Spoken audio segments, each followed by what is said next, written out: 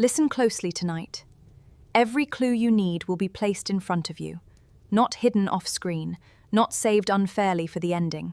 Somewhere in this story, before the final reveal, you will have enough evidence to name the killer, explain the locked room, and understand why everyone else failed. The question is simple. Can you solve the murder inside the Red Room before Inspector Mara Vale does? Because at Ashcombe Observatory, a man was found dead in a locked study. The door was bolted from the inside. The key was on the desk. The windows had not been opened. The chimney was too narrow for a child. And outside, fresh snow covered every inch of the ground. No footprints led away. No secret passage was ever found, and yet committed murder. Let's watch this story and find the killer. Oh, by the way, please share, like, and subscribe. Ashcombe Observatory was built on the logic of puzzles, and tonight, that logic is yours to unravel. Before Inspector Mara Vale even reaches the gates, you have access to the same room, suspects, and secrets she does. The challenge is simple. Can you see the solution before she does? The facts start here.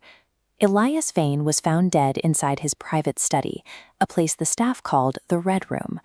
When the body was discovered, the door was solidly bolted from the inside, and the only key to that lock was sitting right here, in the middle of the desk. The room offered no other way out. The windows were sealed tight against the winter air, and the chimney shaft was far too narrow for any human to climb. Even the world outside the walls was a witness. A fresh, heavy snowfall surrounded the house, and it was completely untouched. There were no footprints leading away, and no hidden tunnels beneath the floor. Physically, the crime is impossible. There was no way for an intruder to enter or leave. That leaves only one conclusion. The killer is one of the 5 people currently trapped inside the house. Ashcombe Observatory sat 3 miles from the nearest village, a Victorian fortress of black stone and glass. On the night of December 14th, a snowstorm turned that isolation into a prison for the 6 people inside. At the center of it all was Elias Vane. He was 62, incredibly wealthy, and famously despised by everyone in his inner circle. Vane had spent 40 years designing mechanical puzzles and elaborate escape rooms for the world's elite. He was a man who specialized in the mechanics of the impossible, locked boxes, vanishing cabinets, and hidden triggers. But he treated the people in his life like the mechanisms in his workshop. He looked for their weak spots, manipulated their emotions, and delights in watching them break under the pressure of his games. By the time the storm hit, Vane had transformed his home into a psychological pressure cooker. He had gathered 5 people he had spent years breaking, and now he was finally trapped with them. These 5 guests were the only people at Ashcombe that weekend, the only players on Vane's board. There was his daughter, Clara, his personal physician, Dr. Felix Marr, and his longtime lawyer, Simon Greaves. They were joined by Nora Bell, the housekeeper, and Adrian Pike, a former protege who had once been Vane's closest student. Each of them had been pushed to their limit by a man who made a career out of finding and exploiting the breaking point of every puzzle he encountered. Dinner that night was a silent affair. The only sounds were the creak of the floorboards and the hiss of the snow against the glass. No one was eating. Then Elias Vane raised his glass. He told the table that at midnight he would reveal a truth that one of them had been desperate to keep hidden. He looked around the table and said, "One of you has lied to me. One of you has stolen from me. And one of you has imagined my death more than once." The reactions were instantaneous. Clara Vane went deathly pale. Dr. Marr wouldn't look up from his plate. Simon Greaves began tugging nervously at his cuffs. Nora Bell stood perfectly still, like a statue, while Adrian Pike simply stared at Vane with a look as cold as the storm outside. Vane left the table at 8:15 p.m., heading straight for the Red Room. He told them he wasn't to be disturbed unless someone was ready to confess. Less than 90 minutes later, Elias Vane was dead. The door was still bolted, the snow remained trackless, and the key sat untouched on the desk. But you've seen the house, heard the ultimatum, and watched the guests. Only one of them could have turned the puzzle maker's logic against him. Impossible crimes aren't magic. They're spatial logic puzzles hiding false assumptions. First, we map the Red Room's constraints. It contains one wooden door and two windows. Secondary exits are impassable. Both windows are secured from the inside with latches, and the chimney is barred. Based on this verified architectural reality, the room has only one physical entry point for a human being, the wooden door. The event begins with a sound. At 9:30 p.m., everyone in the house hears a heavy crash from inside the room. Wood striking wood. 5 witnesses gather in the corridor: Clara, Nora, Simon, Felix, and Adrian. Their presence establishes a verified perimeter outside the door. They encounter the first barrier. The door is shut, and the external handle appears to be locked. Simon looks through the keyhole. The locking mechanism is empty. There is no key inside. Mechanically, it is impossible to lock this door from the outside and remove the key. Furthermore, an interior sliding bolt deadlocks the door from the inside, rendering the keyway useless. At 9:40 p.m., the men force the door. The frame splinters, and they find Elias Vane dead at his desk. The room key is sitting right there on the desk in front of him. This creates the paradox. The windows are locked. The bolt is thrown. The key is inside. Yet the murder weapon and the killer are both missing. Stop. Review the evidence. A dead man in a bolted room. The key is on the desk. The perimeter is locked. No killer, no weapon. Every witness in that house is making the same underlying assumption about these facts. Can you identify the flaw in their logic? To find the killer, we use assumption auditing. This is a cognitive tool used to separate verified physical states from psychological leaps. First, we audit the crash. The witnesses assumed the 9:30 noise was the moment of the murder. In reality, a sound only proves that an object fell. It does not verify the time of death. Next, we audit the interior bolt. Everyone assumed it was locked before they arrived. However, the extreme force used to splinter the door frame creates vibrations that can easily jiggle an unlocked bolt into the locked position. This is a vital lesson in evidence. The act of forceful entry often alters the very mechanisms you are trying to investigate. This corrupts your baseline data. This leads to our first 2 rules for auditing impossible scenarios. 1. Never confuse a sound with a timestamp. 2. Never trust a mechanism that was forcefully broken. The final rule is the most important. You must only trust physical states that were explicitly verified before the breach occurred. When we rely only on pre-breach facts, the puzzle is resolved. The killer simply walked out the door and closed it behind them. The impossible locked room was a state created by the rescuers themselves, whose own force accidentally threw the bolt and trapped them in a false conclusion. Close to midnight, a heavy winter storm descends on Ashcombe Observatory, cutting the remote manor off from the main village road. Inside, the celebrated puzzle maker Elias Vane is found dead on the floor of his private study, known as the Red Room. But the heavy door to the study is locked entirely from the inside, and the only key to the room is resting on the floor right beside Elias's right hand. The perimeter offers no alternative entries. The windows are latched shut from within. The snow on the sills outside is entirely undisturbed, and the fireplace is filled with cold ash. This leaves 5 exhausted guests trapped in the hall outside. Every one of them has a motive, but the physical seal of the Red Room prevents anyone from having entered or exited. Inspector Mara Vale approaches the scene with a specific methodology. She does not raise her voice, and she does not make accusations to watch people panic.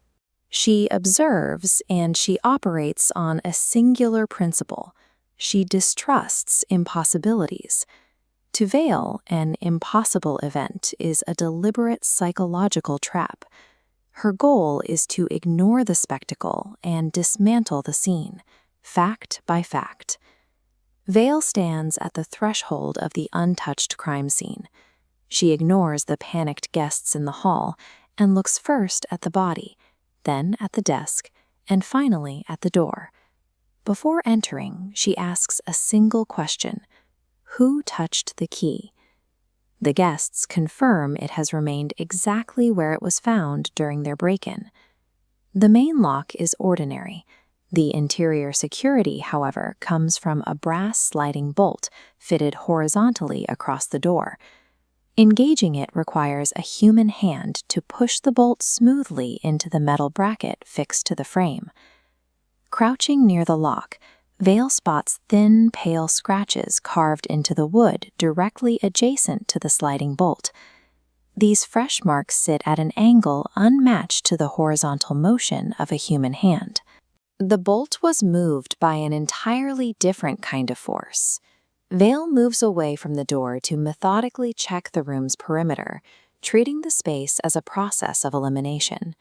She verifies the latched windows and undisturbed exterior snow, confirming the perimeter remains completely intact. This leads her to the final variable, the cold fireplace. She begins stirring the dead ash. From the depths of the gray powder, she pulls a short, blackened thread. Upon closer inspection, it is fishing line, deliberately burned at one end.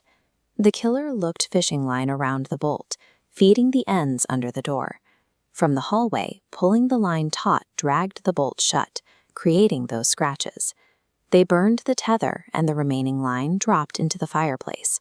The discovery of the burned thread provides the physical evidence required to break the illusion, turning an impossible mystery into a clear sequence of friction and tension. With the mechanism exposed, the room loses its air of mystery. The shadows in the corners are once again just shadows. The elaborate spectacle surrounding Elias Vane's death relied on a length of fishing line and a few shallow scratches. A mechanical trick creates a physical barrier, but the person behind it remains vulnerable to their own reaction. Inspector Vale presents the burned thread to the suspects waiting in the hall. Adrian Pike breaks under the pressure, looking away for a fraction of a second, just long enough for Vale to notice. Vale has dismantled the physical trap. Now she watches the suspects to see which one remains trapped by their own guilt. Look at this blueprint of the Ashcombe Observatory estate. Blanketed by severe snowstorms, the estate was cut off from the outside world. Inside, Elias Vane was discovered murdered, inside a room locked from the inside. Deep inside the estate is the Red Room. The victim was found dead behind this heavy oak door, bolted from within, with no other exits. To solve an impossible crime, we need a systematic filter. This is a deductive matrix tracking our suspects against motive, opportunity, and means. Our timeline relies on two undisputed data points. At 8:35 p.m., Elias was seen alive, standing in the open doorway. At 9:30 p.m., a loud crash echoed through the house. By isolating this 55-minute window, we remove the illusion of magic. The murder occurred within these physical constraints. Returning to our matrix, we populate the y-axis with our 5 suspects. Clara stood to lose her inheritance. Dr. Felix Marr was caught stealing medication. Simon forged business contracts. Nora wanted revenge for her son's reputation, and Adrian Pike had his mechanical inventions stolen by Elias. Reviewing those facts, all 5 individuals possess a documented grievance against the victim. When 5 different people share a valid motive, psychology alone cannot identify a culprit. The investigation must focus on physical opportunity to differentiate between them. This floor plan maps the stated locations of the suspects at 9:30 p.m. Clara says she was downstairs, Felix was in the upstairs washroom, and Simon was in the library. All 3 were alone. Nora was in the kitchen. She says she took a whistling kettle off the stove at 9:28, 2 minutes before the crash, but no one else can verify that sound. Adrian was in the observatory dome. Clara verified he was there until 9:15 p.m., leaving 15 minutes unaccounted for before the crash was heard. Since every suspect was isolated at 9:30 p.m., the opportunity metric is inconclusive. To narrow the field, we have to look for specific means, methodical. Pause the video here and look at the suspect profiles. The room locked itself from the inside. Identify which suspect possesses the technical knowledge required to build that mechanism. Only one suspect has the required background. Adrian Pike is an engineer with the specific knowledge to design a self-locking door. This 3D cross-section illustrates the blind door, a puzzle Adrian designed.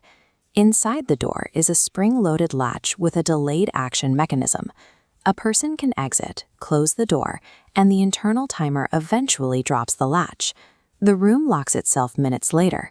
The mechanical delay changes the timing of the crime. Adrian could commit the murder and leave the room while the door was still open, knowing the lock would not snap shut until 9:30 p.m. This accounts for his missing 15 minutes. By utilizing this delay, Adrian bypassed the timeline deadlock. He is the only suspect with the motive, the opportunity, and the means to execute the crime. In a locked room mystery where everyone has a motive and alibis are thin, the solution often lies in the mechanics. You find the person capable of building the illusion. A crime scene is a closed system, an equation where every variable balances. The fastest way to get stuck in a locked room mystery is staring at the lock. Drop the hardware. To solve it, look for the blank spaces, things that should be there but aren't. Take the single sheet of paper on Elias Vane's desk. It reads, "The answer is not how they entered, but how I let them in." The ink is completely dry, and the handwriting is perfectly steady. Those physical traits establish our victim's psychological baseline. A steady hand means no immediate threat. The phrasing implies he was waiting for a specific arrival. He sat down and wrote this willingly. It is tempting to imagine secret passageways or rigged latches when reading "How I Let Them In." But the physical state of the paper points elsewhere. This is about consent, not mechanics. We can eliminate forced entry entirely. The victim opened the door himself. That means our investigation turns inward, mapping the exact sequence of events inside these four walls. We step away from the desk and look at the mantelpiece. Sitting there is a brass music box, shaped like a miniature birdcage. This specific box plays every hour, but only if it is wound. Right now, it is completely silent. The internal spring has run down. This chart tracks our sequence of events.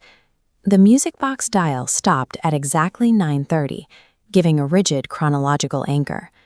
Beside it, a perfectly clean ring in the dust proves an object sat there recently, heavy enough to press firmly through the debris. Look at the rest of the study. What specific heavy object is missing from this space? We have a definitive timestamp at 9:30, directly next to a physical void. Someone deliberately removed an object from that spot. The locked room is missing a critical piece of its own equation. To find what belongs in that void, we have to look up. Directly above the study sits an observatory dome. Adrian Pike provides the connection. His sightline points straight to the ceiling, specifically toward the telescope equipment stored on the second floor. A quick check of the upstairs rig confirms it. One of the heavy brass counterweights is missing entirely. Elias Vane died from a blunt force blow to the back of the head. We have a missing brass weight with mass matching the dust ring. Pause here and deduce. Where is the weight now? The mass missing from the ceiling rig perfectly matches the void on the mantel. By bridging that vertical gap, we turn a random patch of clean dust into the definitive murder weapon. We now have a victim who willingly opened his door, a rigid timeline, and a confirmed murder weapon. Let's follow the physics on a flowchart. The heavy brass weight struck the victim. Objects of dense mass do not vanish into thin air. Because the weight is permanently gone from the room, it had to be transported. The killer physically carried it out with them. This forces a conclusion about the door. The killer walked out carrying the brass weight, and the door locked behind them. The impossibility of the sealed room was created only after the killer escaped. The paradox is broken. Deductive reasoning dismantles impossible scenarios by ignoring the boundaries of the room. You solve the equation by relentlessly tracking the variables missing from the inside. According to the official medical estimate from Dr. Felix Marr, Elias Vane died at approximately 9:30 in the evening. But medical estimates rely on environmental variables, and the conditions in the Red Room were far from ideal. The room itself was freezing, the victim was elderly, and the initial examination was brief, factors that can easily distort a post-mortem timeline. Detective Vale knew better than to trust a fragile estimate. Instead, she asked the witnesses a specific question, focusing strictly on what they actually heard, rather than what they assumed they saw. This layout illustrates their unnervingly consistent responses. Clara heard a crash. Simon heard a crash from the study. Felix described a heavy fall. Nora a crash after the kettle. And Adrian recalled glass shaking or something falling. 5 people in different parts of the house, all noting the exact same sound. Naturally, everyone in the house arrived at the same logical conclusion. That sudden, heavy impact at 9:30 was the exact moment Elias Vane was killed. Pinning the death to that specific minute creates a neat, closed narrative. It immediately validates the whereabouts of every suspect who was accounted for at 9:30, shielding them from further suspicion. Yet, violent deaths rarely sound like a single, sterile impact. When Vale asked if anyone heard Elias cry out in pain or surprise, the answer across the board was no. She then asked if anyone recalled the sound of heavy footsteps fleeing down the corridor away from the Red Room. Again, the witnesses heard absolutely nothing. There was no shouting, no breaking furniture, and no chaotic scuffling to suggest a struggle between a killer and a victim fighting for his life. The acoustic profile of the crime scene was entirely wrong for a homicide. A murder in an occupied house generates varying degrees of noise, but here there was only one isolated concussive thud. The total absence of human noise pointed Vale toward a different conclusion. That crash was too clean and too singular to be the physical act of murder. It was a staged sound, designed specifically to be heard. To figure out how that sound was produced, Vale turned her attention to the physical objects in the room. This mechanism is a brass gear inside the puzzle maker's antique music box, and it ground to a halt at exactly 9:30. Beside it, she noticed 2 highly specific details. The music box contained a modified timed spring, and right next to it, perfectly outlined in a thick layer of dust, was a clean, circular mark. Vale surveyed the room's inventory, a collection of a master puzzle maker's mechanical instruments. In the corner sat an antique telescope, clearly missing its heavy brass counterbalance weight. This missing component provided a logical explanation for that lone, circular mark in the dust. In this schematic, the mechanism's intent is clear. The killer balanced a dense brass cylinder on the music box's coiled spring. As a crude timer, when the clock hit 9:30, the spring snapped, throwing the heavy weight to the floor. It was a trap built for the ears of the people in the house. The falling weight generated a noise loud enough to interrupt their evenings, forcing all the scattered witnesses to rush out of their rooms and converge on the locked door simultaneously. Since the 9:30 crash was merely a machine hitting the floorboards, the actual murder occurred without anyone hearing a thing. Elias Vane was likely dead long before the trap ever went off. Shifting the time of death backward destroys the safety net the suspects were relying on. Any alibi established between 9 and 9:30 is suddenly useless. The timeline is broken, and the impossible room is beginning to crack. Let's pause and catalog exactly what we have so far. This layout shows our physical evidence. We know the door was bolted from the inside. The key was left resting on the desk, and right near that heavy door bolt, investigators found a series of fresh scratches. Over by the hearth, the fireplace was completely cold, but someone had left behind a short segment of burned fishing line among the ashes. Then we have the chronometry evidence related to our false timeline, the missing brass telescope weight, and the modified music box frozen at exactly 9:30. Tying all this together is the auditory paradox itself. One loud, concussive crash surrounded by absolute silence, devoid of cries and footsteps. Look at how these pieces interact. Was the complex machinery of this locked room designed specifically to help the killer physically escape, or was it built solely to forge an unbreakable alibi in time? The storm outside was heavy enough to keep anyone from the grounds, and every exit in this room was locked from within. Each window was shut and bolted. Despite the wind and rain, the glass remained perfectly dry on the inside. Looking at the perimeter, there is no obvious way for anyone to have entered or left after the door was closed. The only thing out of place was the heavy red velvet curtains tied back by the windows. The fabric wasn't soaked, but the very bottom edges were damp to the touch. Moisture at the floor level suggested the velvet had either brushed against a wet string or been exposed to a small amount of steam. When questioned, Nora confirmed the curtains were dry earlier that morning and that the windows had remained sealed all day. Since the windows never opened, this moisture came from inside the room itself. Vale turned her attention to the fireplace. The grate was cold, but a fireplace can be used for more than just a large fire. It's an ideal place to hide a small, sustained heat source. Buried under a layer of ash was a sliver of metal foil. It was the packaging for a hand warmer, the kind that activates when exposed to air and stays hot for hours. To lock a door from the outside, you need a way to throw the bolt. A thin line can be threaded through the mechanism, pulled tight from the hallway, and then released. But the line itself is evidence. By placing the hand warmer against a heat-sensitive line, the killer created a timed fuse. The sustained heat eventually melted the line away. The bolt stayed locked, but the tool used to move it simply vanished. As the material melted, it released a small amount of vapor. That steam rose and settled on the nearest fabric, the bottom of the velvet curtains. The locked room was the result of a mechanical sequence, not a supernatural event. Understanding the hand warmer and the line explains the physics of the door, but nothing more. While the illusion is gone, the person who set the trap is still unaccounted for.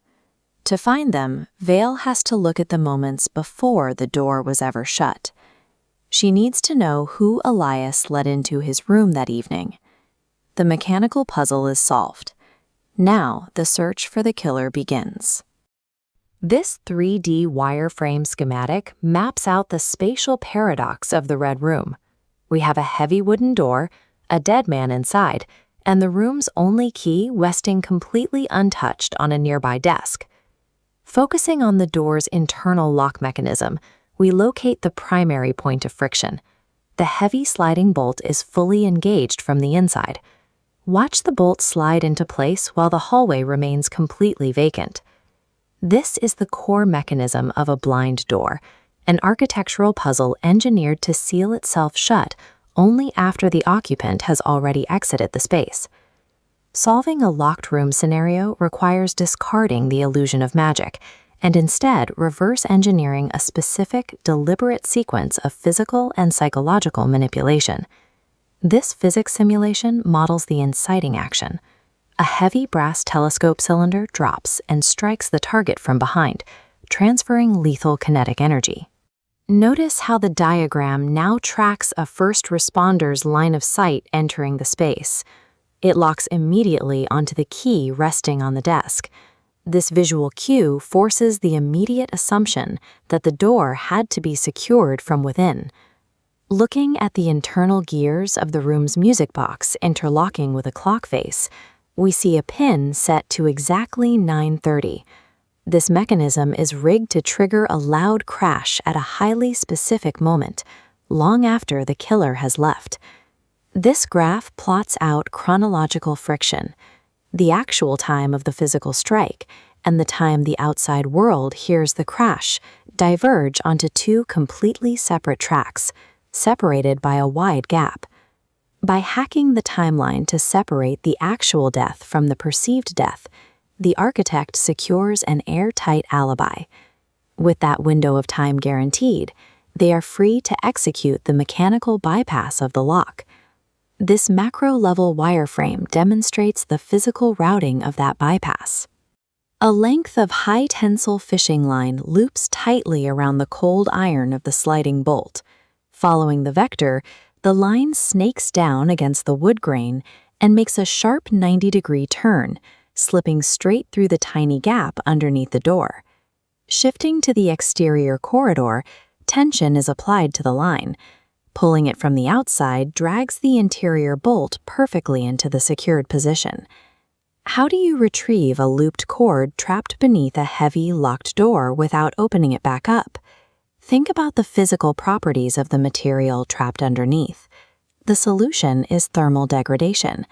Applying a direct heat source to the base of the door melts the fishing line, allowing the remaining length to snap back into the hallway. The external tension engages the lock, while the applied heat destroys the physical tether. The mechanism functions perfectly, erasing the very tools used to manipulate it. This looped sequence collapses the entire mechanism into a single equation. The strike, the key placement, the music box timer, the tension on the line, the bolt sliding shut, and the thermal release, executing sequentially. This text graphic provides the architect's cheat sheet. The first two components cover the execution and the chronological alibi, the weight and the music box. The final two components secure the physical impossibility of the room, the line and bolt to bypass the lock, and the heat source to eliminate the evidence. The architect, Adrian Pike, engineered this puzzle to reclaim his own stolen intellectual property. The victim, Elias Vane, had taken the blind door design years earlier, selling it under his own name and publicly mocking its creator. Adrian executed his design flawlessly, proving his mechanics worked exactly as intended. But as Detective Vale deduces, Adrian accounted for every physical variable in the room, while completely failing to calculate the psychological burden of how to live with himself afterward. Elias Vane lay dead inside the red room. The interior bolt was forced shut, the windows locked from the inside. The fireplace was completely cold, and a solitary key rested on the desk. By all initial appearances, it was an impossible crime, but there were no secret passages carved into the walls, no hidden accomplices waiting in the shadows, and certainly no magical escapes. The reality is far simpler. The killer walked right through the front door because Elias let him in. The entire concept of an impossible break-in is a fabrication. It is a psychological trap designed entirely to blind an investigator from the very first moment they look at the scene. This animated timeline reveals the illusion. Notice the large gap between the actual murder and the presumed time of death at 9:30. As the timeline expands, we see a rigged music box triggered a delayed crash. It was an acoustic decoy. By separating the true time of the murder from the moment everyone else heard the crime take place, the killer secured an unbreakable alibi long before the room was even sealed. After the early murder, Adrian Pike simply turned around and walked out the front door. This diagram shows exactly how he secured the room. He slipped a fishing line under the door, looping it around the interior sliding bolt. Zooming in, the tension of the pulling line carved microscopic scratches directly into the door's surface at these friction points. He pulled the line tight from the hallway, dragging the heavy deadbolt into place. The impossible seal was achieved through the brute force application of simple friction and leverage. The cold fireplace was another calculated deception. The killer didn't need a blazing, visible fire to destroy the evidence. He only needed a localized, hidden source of heat. Watch how a simple hand warmer concealed in the hearth acts as a miniature incinerator. The fishing line rapidly shrivels and melts against the dark stone, leaving behind an untraceable blackened fragment. The key on the desk and the locked windows served no mechanical purpose. They existed only to frame the investigator's logic around an entry that never happened. Every physical anomaly in the Red Room was intentionally curated. The goal was to overwhelm the investigator's logic and disguise a casual exit as a phantom disappearance. Elias Vane's final note contained the actual mechanics of the crime. This handwritten paper states, "The answer is not how they entered, but how I let them in." That single sentence reframes the entire puzzle. It demands we stop looking at the walls and the windows and shift our focus entirely to the exit. Focusing on how a room was breached is a distraction. In this case, the killer's work was done long before the door was ever closed. By dawn, the police wagons labored up the hill through the melting snow.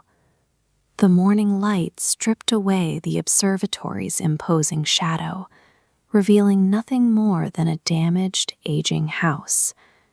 Clara Vane stood in the doorway as Adrian Pike was taken into custody.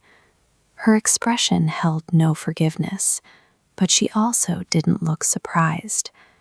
Elias Vane had spent years cultivating animosity. His abrasive nature had alienated almost everyone around him, making a violent outcome feel inevitable to anyone who truly knew the man. When deep-seated hatred finally materializes into physical violence, the resulting tragedy is rarely a surprise to the survivors, regardless of how complex the execution might have been. Inspector Mara Vale remained behind, standing alone in the cleared Red Room. The music box sat silent on the mantel. The forced bolt hung broken from the doorframe. A locked room carries a mythic promise. It tells us that no one came in, no one went out, and nothing human could have possibly committed the act. Yet, impossible crimes are ultimately built from the most ordinary, mundane elements. A thin line, a brass weight, a clockwork spring, a little heat. These everyday objects become deadly when weaponized by someone who believes their own personal pain gives them permission to be cruel. Elias Vane spent his entire life turning the people around him into puzzles, which ultimately drove Adrian to turn himself into the deadly answer. And now the question passes to you. Did you solve it before the reveal? If you like this story, please share, like, and subscribe. More videos are to come.